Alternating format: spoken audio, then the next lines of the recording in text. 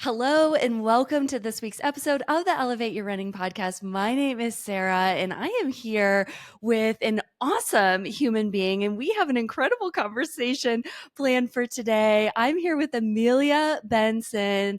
How are you, Emilia? I'm good, Sarah. Thanks for having me. Yeah, this is so great to bring you on and to have a conversation about training and running and all the good things. But I'd love to have you share a little bit more of who you are, what you do to the audience.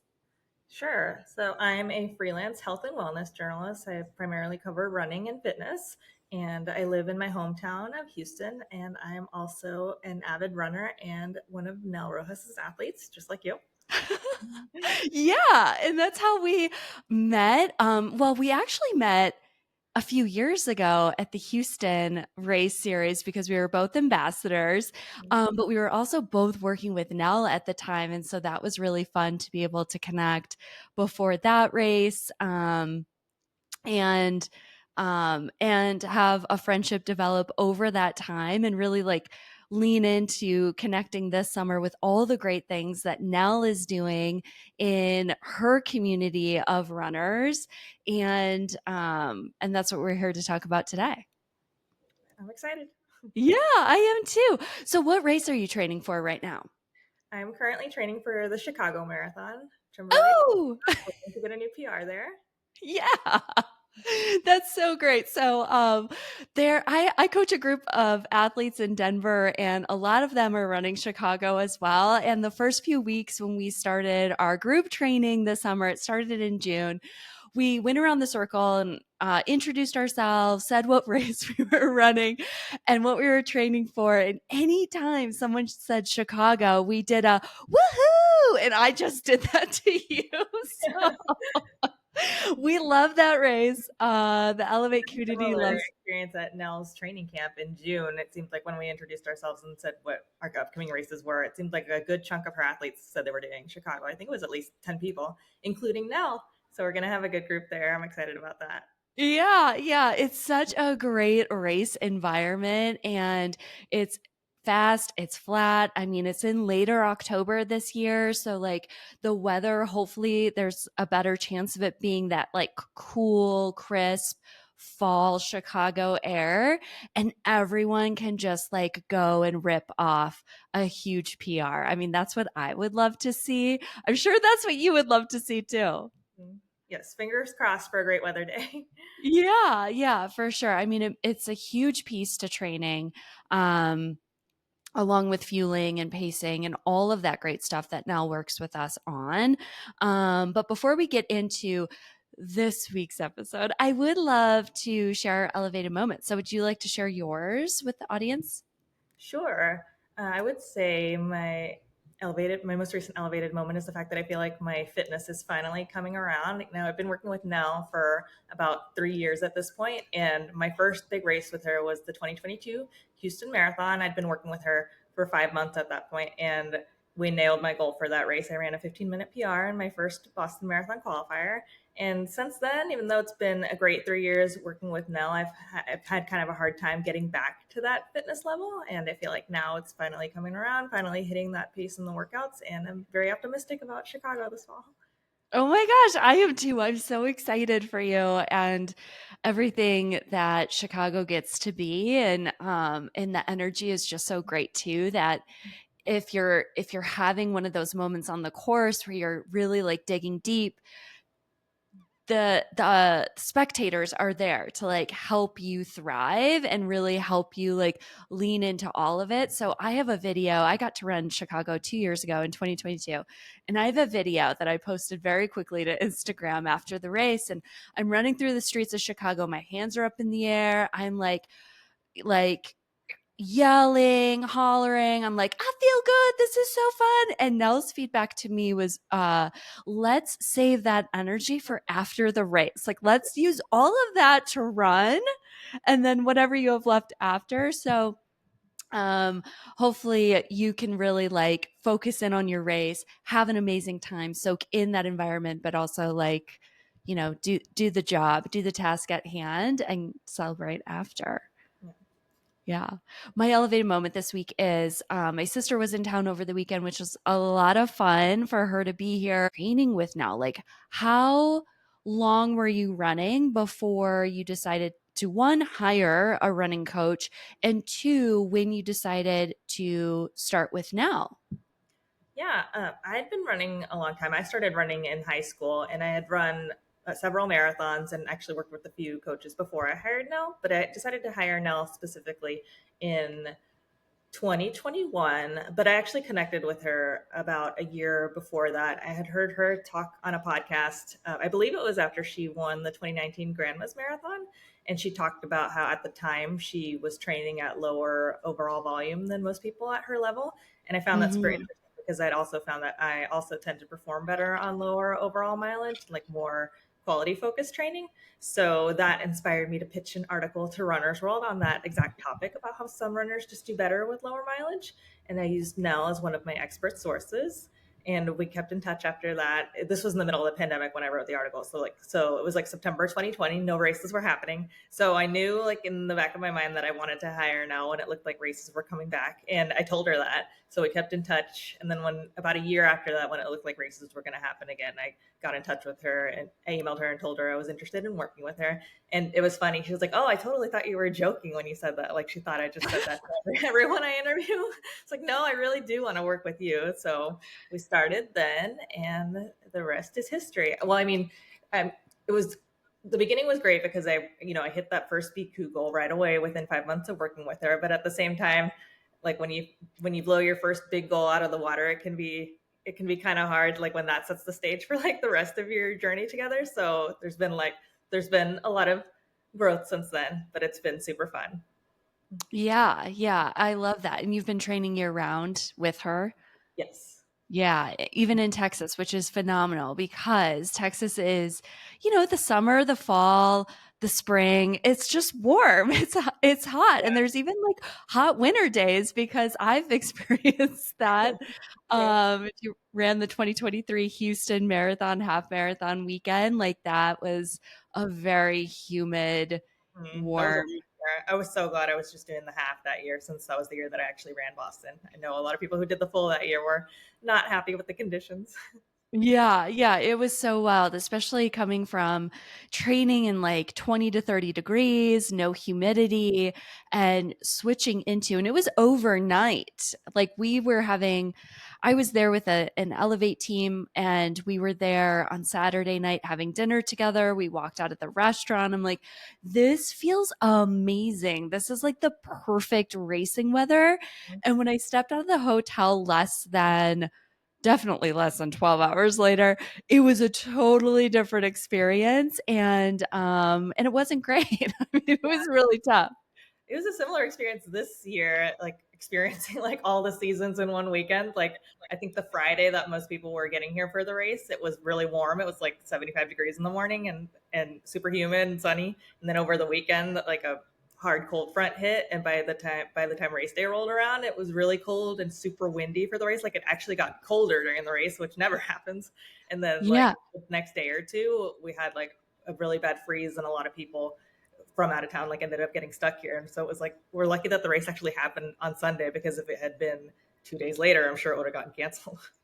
Yeah, yeah, it's just wild. Like it's so the luck of the draw. And it's like that, I think more times than not now when we go into races, it's especially with global warming, it can be really difficult to nail down like having a really cool, comfortable race environment. I ran CIM last year and it was warm. It was like Yeah, I was close to there too. It 60. was crazy. Yeah. Yeah.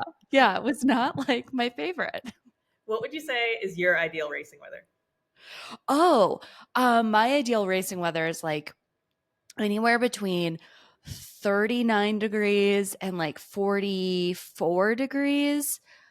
It can be sunny, but like cloudy is better for sure.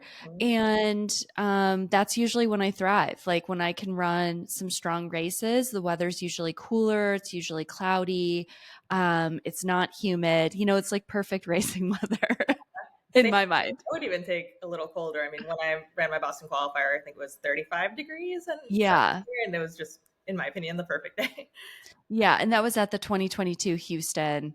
Yeah. Yeah, I was there running the half and I ran a phenomenal halftime and it was like yeah, it was like 37 degrees. I was so nervous about being too cold and I had all these layers on in the corral and then when I started, I had a tank, shorts, arm sleeves, gloves, and I think the arm sleeves at one point came down and like I just ran with gloves and it was perfect. Yeah. Yeah. I love Yeah. running in the cold. I'm going to be working on another story for Runner's World that I pitched about how I learned to really lean into the treadmill this summer since I have a time goal for Chicago. And it's, for me, it's just like Yeah. impossible to execute like marathon pace workouts and tempos in this heat. So I've been doing all of that on the treadmill. And they told me I could either write it now to focus on like the heat aspect and why treadmill training can be beneficial for that, or I could write it after Chicago and focus on the winter training aspect. And I was like, I cannot speak to that at all living in Houston. And I personally love running in the cold. I run my best races in the cold. For sure. I think a lot of us do. I think there is something to some runners being able to run in the heat and being able to thrive and not maybe not thrive in that setting, but they get it done. Mhm. And that's been one of my takeaways from Nell over the last few years. I have a very similar story to you. I think we heard her on the same podcast, or I heard her on Carrie Toffelson's podcast. She had just won Grandma's Marathon 2019. I had just come from a summer camp in North Carolina where Carrie was at. And I was I'd flown home from North Carolina and I was going to the mountains with my dog, put on Carrie's podcast because, like, let's support the people that we know, right? And the people that we love. And Carrie's a great person. And it was Nell's episode, and Nell was sharing all about her grandma's experience and her training. And I heard that she was in Boulder, and I'm like, she sounds cool. She sounds really cool, and she's like local enough. At the time, I was living in Denver, and I just decided to run my first marathon, which was CIM in 2019. And I reached out to her shortly thereafter to see if she would work with me because I wanted a BQ time. I wanted someone to just tell me what to do. I had the half marathon time around, it was like right around 138, 139. So I knew like if I had the right plan, I had a good chance of BQing in the marathon. But also I was naive and I didn't know like there's so many pieces to the marathon that like yeah, that's like the time is like one piece, but you got to like nail in and dial in so many other pieces to it. Mhm. Um so we worked together for 3 months and I remember I was in Denver, so I was like a virtual athlete of hers, which is what you're considered as well living in Texas. And I would take all my track workouts to like the inner loop at Wash Park, which is not flat.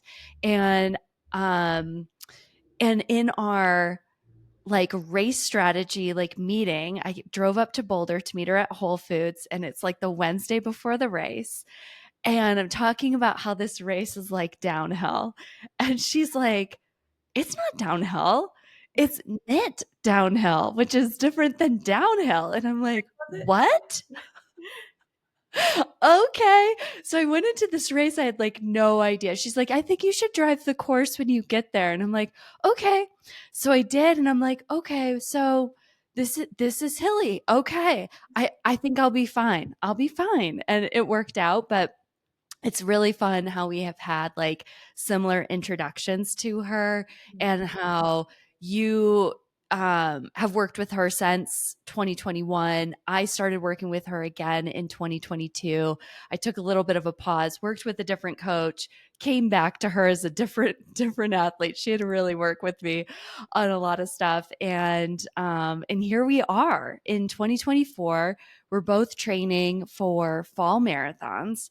We both, I feel, have felt this fitness gain over the summer, which for both of us, I think is really cool because you're in Texas and you're either running on the treadmill or you're running outside in like really high heat and humidity, which is very taxing on the body. And it's like really even hard to kind of feel your fitness when you're under that cloud of heat. Um, and I've also had some strong track workouts this summer. I feel really good with where I'm at going into my fall race. And it's really fun to be in this moment. What would you say was like the one maybe workout or moment over the last like few months where you thought, okay, yeah, I am developing. Like I ran this BQ race 2 years ago. Maybe I plateaued, maybe there were other things going on, but now I feel like I'm at this whole new level of fitness. Can you kind of describe when that happened? I would say maybe as recently as last week, I finally went back to do a track workout outside after doing them on the treadmill for so long. Or Nice. on the treadmill, I guess, for the last 3 months or so. And I expected it to feel a lot harder since I've definitely been doing like the majority of my running on the treadmill lately.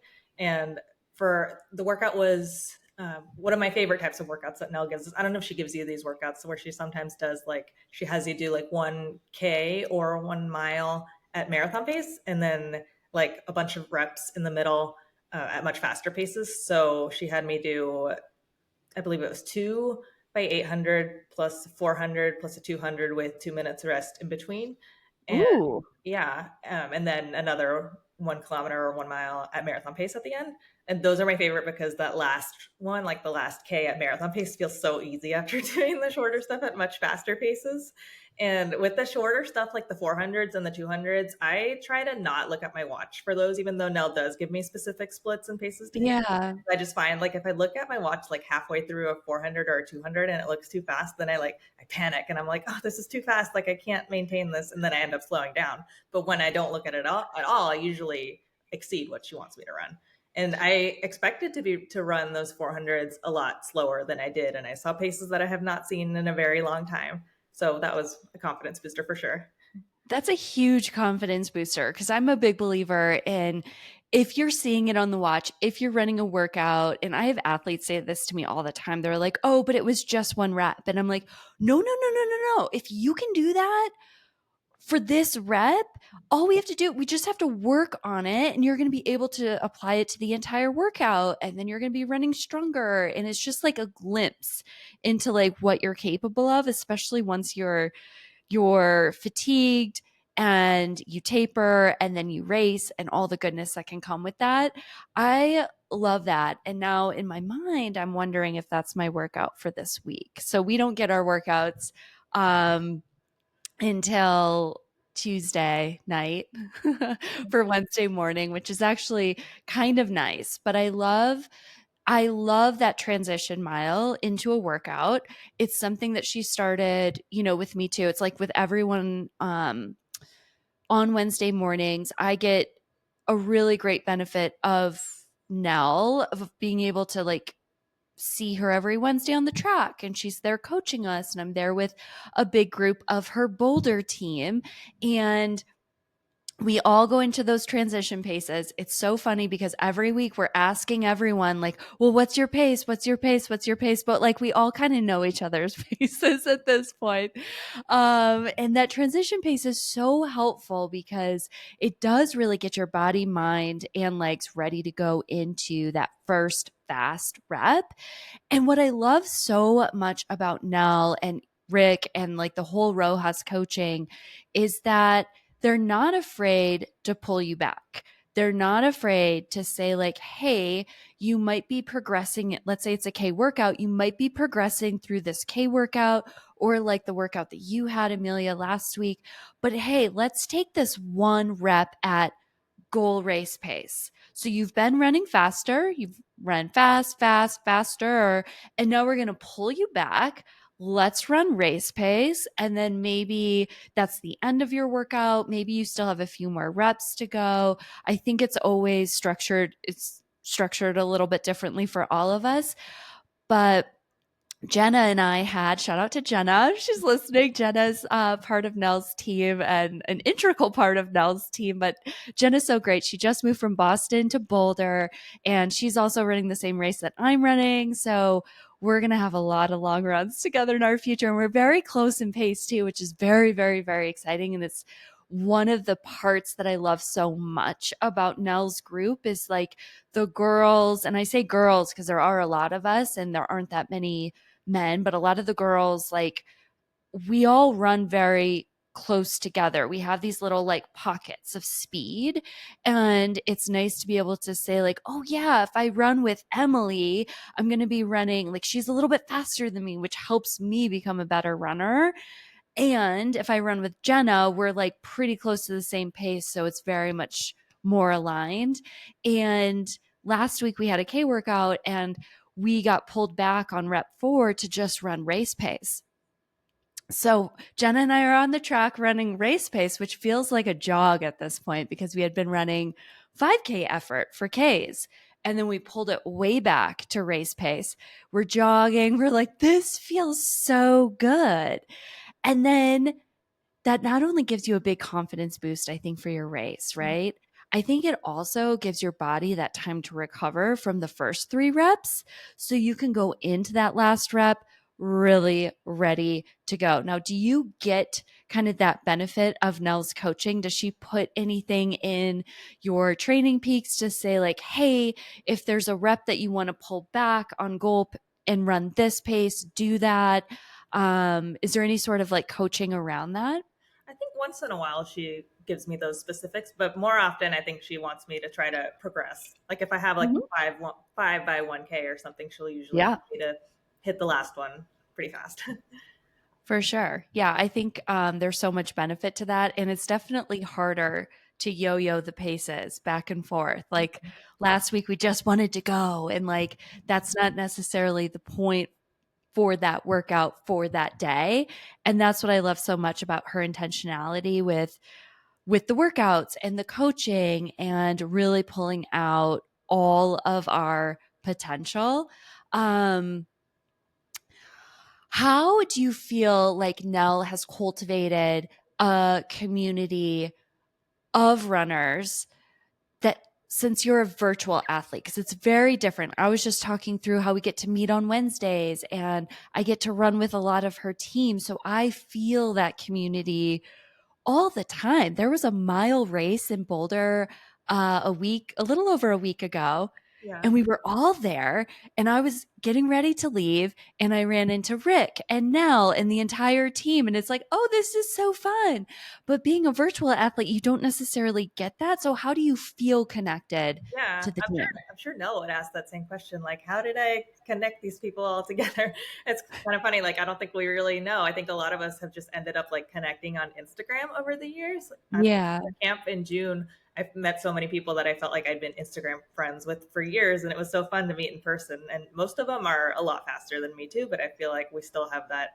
We I felt like we were already friends and we already had that sense of community. And I feel like if I come to visit again, which I'm hoping to do after Chicago, that I'll have plenty of people to hang out with, which I'm excited about. Yeah, yeah, I love that so much. I think like it's so special to have like the online community and giving each other cheers and high fives and kudos and likes and hearts and all the things Yeah. when we see each other crushing it. And anytime Nell reposts an athlete's story, I'm like, follow, I want to follow them and like cheer them on and help them like just feel supported in that space because it takes a village to Yeah. train. And it's funny, you and I were supposed to try to get together when I was there for her camp, and it didn't end up working out. But when I was talking to her about it, about how I was going to try to meet up with you, she was like, "How do you know Sarah?" And it's like, "Duh, obviously through you." Right. Right. Like, yeah, through because we're teammates. Yeah. And yeah, and we run a lot of the same races too. I feel like we're at Boston, we're at CIM, we're at the Houston races, which is a lot of fun. What would you say was like your biggest takeaway or favorite piece? Maybe it's two different things from the summer camp that she hosted in Boulder. Hmm. Well, I thought it was really cool to finally get to train with Nell in person, even though we didn't actually run together, but she was there guiding us in the track workout that we did, and she took us on the long run at Mags on Saturday. And I thought that was the coolest part. It gave me a lot of FOMO for what you guys get to do every day, every week. And I guess I don't have FOMO for Megs. Let's just be clear about that. we missed you there. Oh my gosh, yeah. Yeah, that is such a tough run. Like that's not my favorite run. Yeah, but yeah, I would say that was probably my favorite part. And then, just in general, getting to spend time with everyone, and especially getting to Yeah. spend extended time with Nell. That was the first time that I really got to hang out with her like that. And I think it's, Nell and I are the same age. And so I think it's cool that, we're at the point where I consider her a friend, and, she's much more than just Yeah. my coach.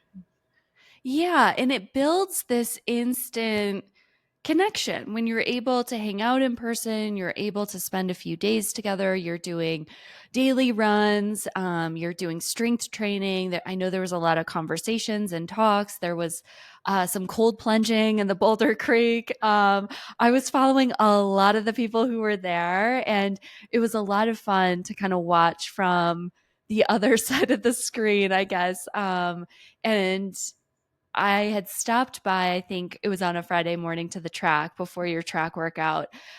Said hi to Nell, kind of waited around to see when you guys were coming back from your warm up, and I saw you all on the Boulder Creek path. So that was like my one little hey to everyone for the weekend.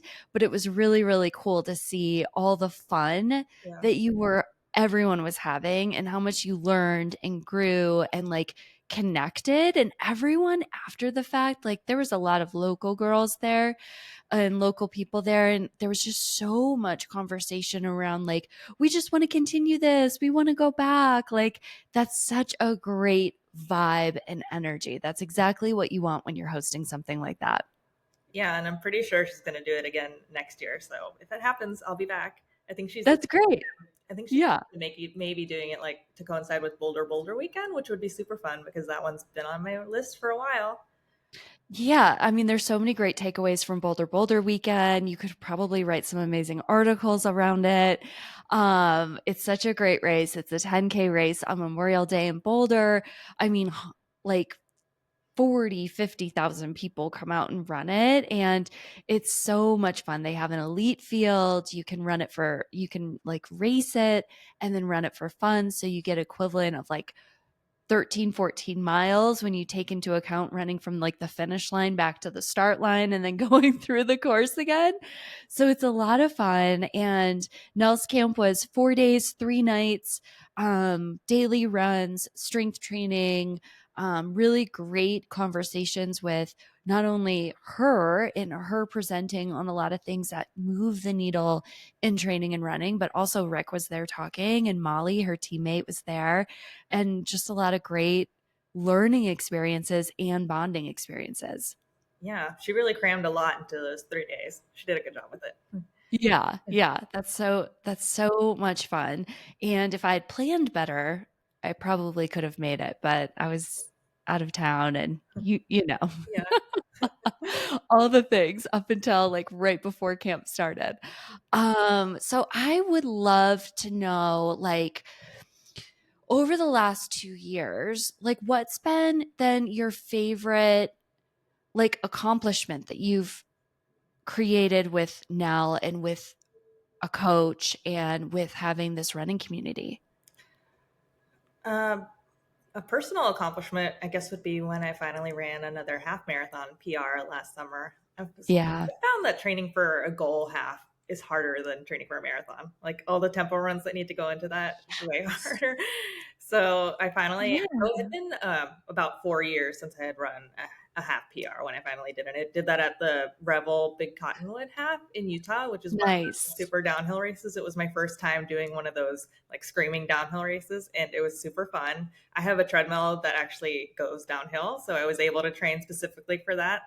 And I found I don't think I would ever do a full marathon like that. I found that the half distance was like just enough for when your quads are starting to feel it, you're done. So it was an awesome experience, and I would definitely do another. I would do that race again. I love that so much. I've heard really great things of the Revel series. I haven't personally ran one, but our teammate Phil, he not only started Boulderthon, but he also is the CEO of the company that owns Revel. And it's so inspiring to kind of see everything that race series is doing, because they from what I've heard from athletes that I've coached who have done it, it's like one of the best, like well organized races Mhm. out there. Like everything's on time, everything's consistent and clear. And you have that downhill ascent, which is nice too. It's not always a guarantee that it's going to give you and provide a PR because, like, the downhill is pretty aggressive. Yeah. And how often were you training on downhill for that race? Probably just once a week. I would say just for my long run workouts.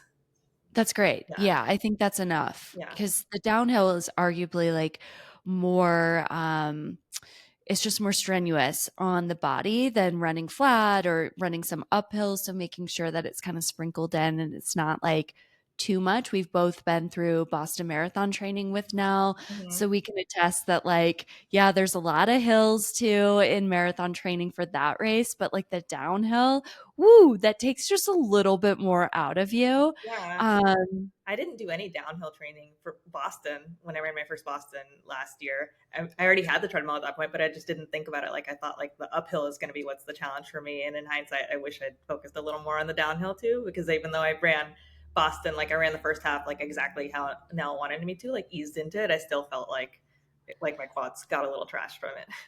Yeah, yeah. I mean, I think it's the course. Yeah. Like, I think the course is so tough that you can prepare as best as you can. Like, um, I've trained one Boston with Nell, and I was given kind of routes that she's run and really good boulder routes that have a lot of ups and downs. And I still felt like, when I got there, and of course, everyone's training cycle is different, and I kind of peaked early for Boston, so it wasn't a great.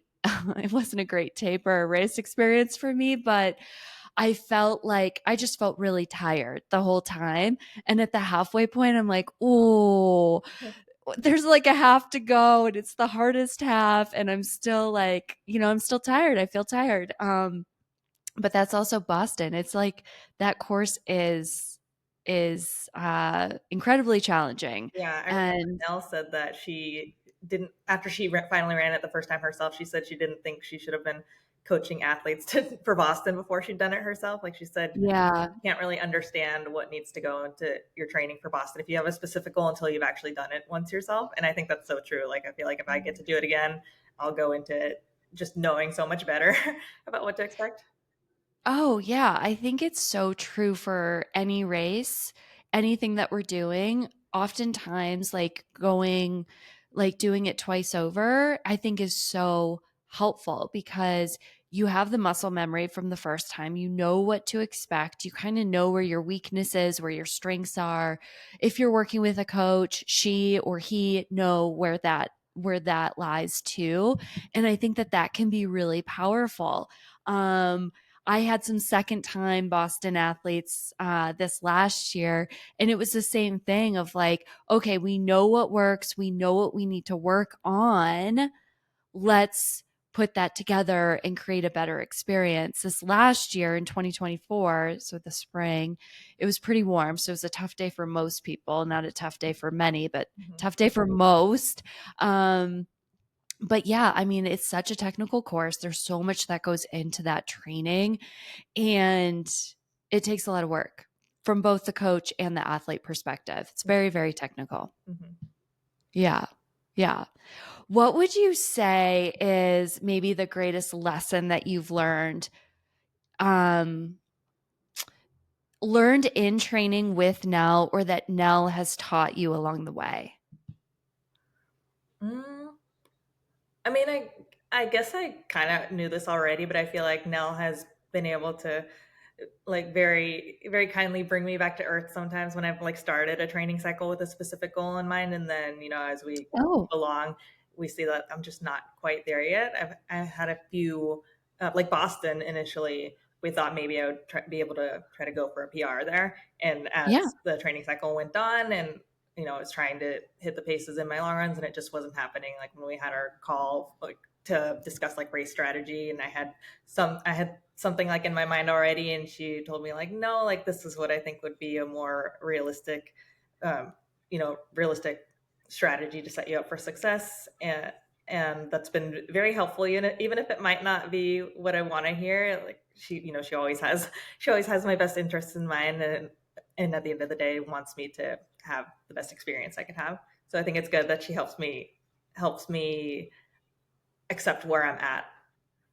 Yeah, I absolutely love that, and I think that's so powerful, like, I think as an athlete, like, our egos can get in the way of, like, "But no, I really wanna run this certain time," but really, would you rather run maybe just a few minutes slower, but feel strong and feel, like, really good throughout most of the run, or start out at that goal pace and then just like fall apart?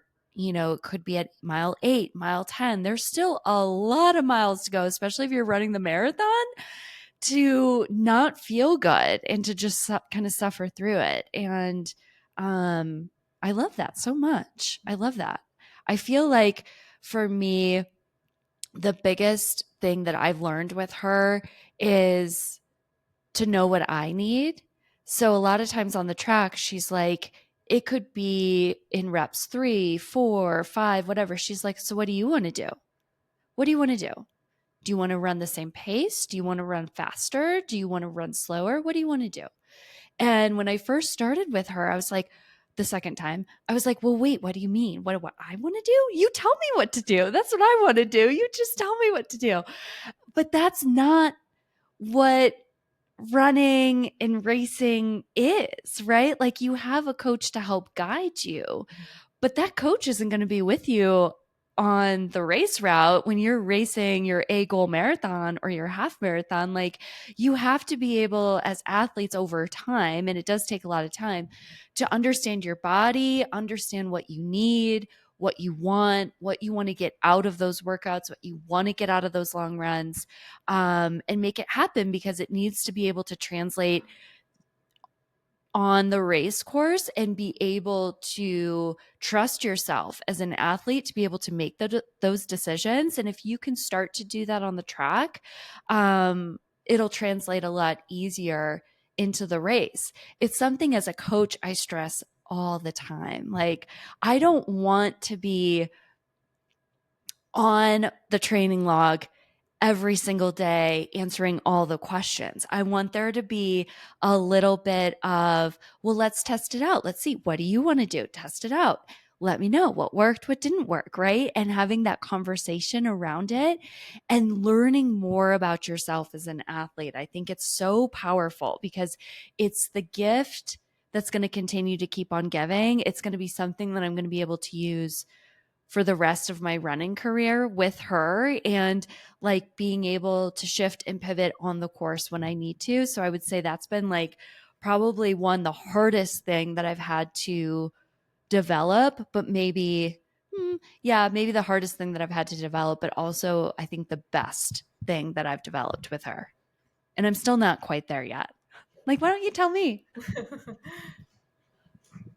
It's a lot easier that way. When you're on the track and you're like, oh, I have an out, I could run this easy, this last rep easy. I think I want to do that. Um, but there is something so great about making those decisions and really leaning into it and being committed and seeing what happens. I mean, it's all about being curious in training and hoping that by being curious, you're getting outside of your comfort zone, you're doing new things, you're trying new things, you're growing as a runner. And for that, you're going to be better off, not just in your next race, but in your next training cycle and beyond. Yeah, for sure. Yeah. Um, so you ran a BQ race with Nell. Hmm. You've trained and ran a or I'm sorry, a half marathon PR with her. I can attest that the half marathon training plans that she has are ridiculously hard. Very, very tough. The first one I trained with her on, I was like, woo, this is really hard. And I think over time, your body just adapts, you get stronger, you're able to do more and all these things. And I would say it's like arguably harder than like her marathon training that she gives. Hmm. Um, but of course, right? I mean, the half marathon pace is like just more intense. There's more intensity in the plan, all of that all of those good things. You're running Chicago in the fall. Mhm. What are your process goals and your outcome goal, if you want to share it, with Chicago? Sure. My outcome goal is to run a PR. My current PR is 3:30:14 from the Houston Marathon in 2022, like we talked about. And Yeah. for that race, the goal was to run a BQ, and it was to run, well under my qualifying standard, which was 3:35. And so the goal was to break 3:30, and I ran the best race of my life. Like, my strategy was to run a negative split, which my last marathon before that was exactly what I'd done. I'd run almost a 3-minute negative split. So now I had a similar strategy in mind for me, and I executed it perfectly. Ran a 2-minute negative split, ran a 15 plus minute PR, but my time was 3:30:14. So I was so close to breaking 3:30. And I always thought that once I qualified for Boston, like, I would be satisfied with that. And maybe I would, you know, be done with racing marathons after that. But not long after that, I was like, no, like, I think I do still want to break 3:30. So that's the main goal for Chicago, is to run sub 3:30. And of course, that's dependent on if if training goes well, I don't have any injuries or any issues. And of course, if we get a good weather day, and if we are not blessed with a good weather day, then I keep saying I'm not going to be an idiot. I will run the race for fun, and then maybe target Houston again after that or something. So process goal, I guess either way, is to have fun and enjoy the marathon, Yeah. and outcome goal is PR sub 3:30. I love that. I love that so much, and it's so interesting as athletes how we have these goals, right? We have outcome goals, and I have one too. And I've said openly to people, I don't think I've talked to Nell about this, but I'm like, I'm done with the marathon once I run, if I can run sub 3. When I run sub 3. Got to be positive. But I also, like, to your point of running like a 3:30:14, you're going to go for under 3:30. You might continue on after that. Like, I think there's something about chasing that next time and chasing that next fitness level and really pushing the boundaries to see, like, well, wait, how fast can I be? Because it's not really fast for me. Like, it's not about being fast for me. It's about, like, learning more about myself, feeling really fit, feeling good, feeling strong, executing a race well. And when you do all those things, usually the time goal will be there, which is like kind of the bonus. So I love that so much for you. Do you think you would party pace Chicago and then maybe go to Indy a month later? I don't think a month would be enough recovery time. I feel Oh, like okay. that Okay. no matter how I run a marathon, even if I run it for fun, party pace, it still takes a lot out of my body. Yeah. Last fall, I ran the New York Marathon, and I ended up running it about 4 hours. So, like, on paper, that looks like just an easy run, like a lot slower than my PR, but it still took a lot Yeah. for me. Like, I thought I was going to be able to bounce back after that and target Houston and go for a PR in January, and I just found that I was not recovering. I tried to do a few like races as workouts afterward, and I was at CIM actually doing, like, trying to do a similar That's workout that right. I did before my PR race in 2022. In 2021, I ran the first 20 miles of CIM and did a workout. It was like 3 times 4 miles at marathon pace, and it went super well. And that course, I know CIM is a much harder course than Houston, so executing that was a huge confidence booster before I ran my marathon PR. And this time it was Yeah. like total opposite experience. I mean, like you said, it was warm at CIM, and then also, like, my body was just not bouncing back after New York. And so that was the workout that was like the last straw that got me to see, like, this is just not going to happen. Like, my body needs a break, and I think I will have done myself a huge favor by waiting almost a year to do another marathon with Chicago after New York last year. Yeah, I think that's so amazing, and such a big point that I think a lot of runners kind of miss the mark on, or a lot of people don't know, is like knowing what you need, knowing how you race, knowing how you recover, knowing, like, all of that to be able to say, like, no, a month isn't enough. I know some runners who could do it in a month, right? But that's okay because there's so many other races and there's so many other fast opportunities, especially with the Houston race being in your backyard. Yeah. And So it's such yeah, a good I'm race. hopeful that, like, if Chicago didn't go as planned, I'm hopeful I could target Houston in January, and maybe give, like, myself, like, the rest of the month of October to recover from Chicago, and then hopefully be able to pick back up again to hopefully run it in January. But Yeah, of course, the A goal or my preference is that everything goes smoothly with Chicago, and that ends up being the A race. I know. There's so many great people running it that I'm rooting for everyone to be able to run strong and run happy and like you can negative split that course because it's flat, because it's fast, and not really having that GPS signal in the first anywhere up to 10K, leaning into not overdoing it in that first 10K is going to set you up for success in the last 10K. I have personal experience with that, and it's so much fun to be able to do that and having like that early patience. And that's something that Nell teaches us too, the patience in the marathon and not going out too fast and really progressing and making it a big confidence boosting win. I think she also makes training fun. And I love running, everyone. I love running. I think people know that. I love it. So there doesn't have to be a lot of fun created for me to like want to run and want to train and want to do workouts, but she does make it fun. She's creative with the workouts. We do a lot of fun things. We never really know what we're getting for our Wednesday workouts, and that makes it enjoyable. It makes it different, and and we get to be, stronger because of it. Because our bodies are constantly getting confused and stressed in different ways, and that's great when it comes to running. Mm-hmm. Sure. Yeah. So I Um, Houston Marathon. I moved back to Houston in 2011, and I've done one of the races, either the marathon or the half, every year since then. Unless I've been injured. So I've done the full marathon 8 times, and I've now done the half marathon 3 times, and it's such a fun race. It's just like I can't imagine being here in Houston and being healthy and not running it. So I'm always out there, and I feel like it's super organized. Anytime I hear about something happening at some other like area race, like if the course ends up short or something like that, I'm like that would never happen at the Houston Marathon. So I'm always encouraging people to come out and do it. yeah, for sure. I think I've raced the half 3 times. For someone who doesn't live there, I've raced it 3 times. That 5K looks real fun. I'm probably going to be doing the 5K, which is the day before Yeah, the I half haven't done and marathon. because I'm always like I should give myself that last opportunity to get a little more sleep. And then also, I'm like, if I'm in a race setting, I feel like I can't trust myself to not do it too fast. Like I feel like with a Oh, regular for sure. run, I'm good about keeping the pace super easy.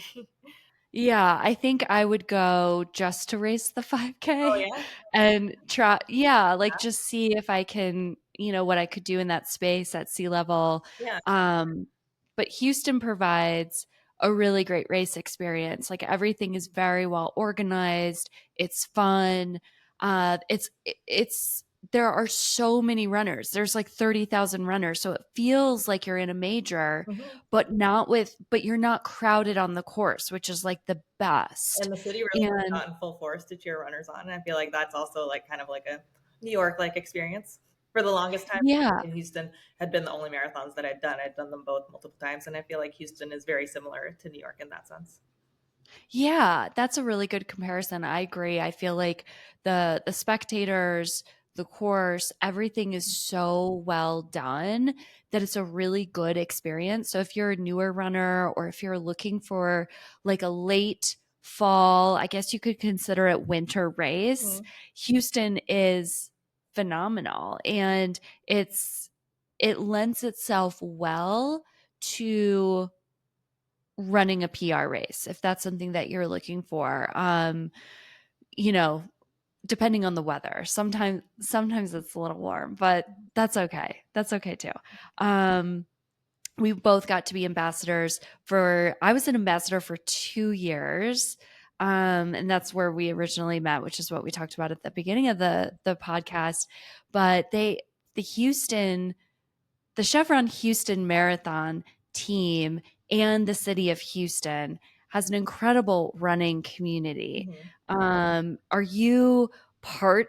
I mean, you're obviously a runner in Houston, but do you join like the run groups and all the events that they have? Because it's probably one of the strongest running communities that I've seen because it's one community. It's like in Boulder, we have all these pockets of different run groups.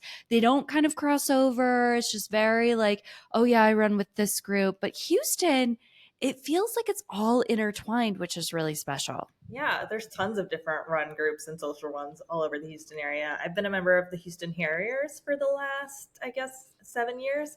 So I guess my core group is within that club, but I feel like I know people from all the different clubs all over Houston, and I try to pop into the social stuff here and there when I can.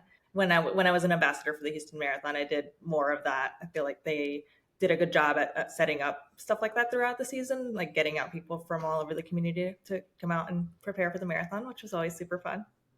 So much fun. And then we got to take over their Instagram for a day and take over their stories. And that was I got to do it 2 years. So much fun.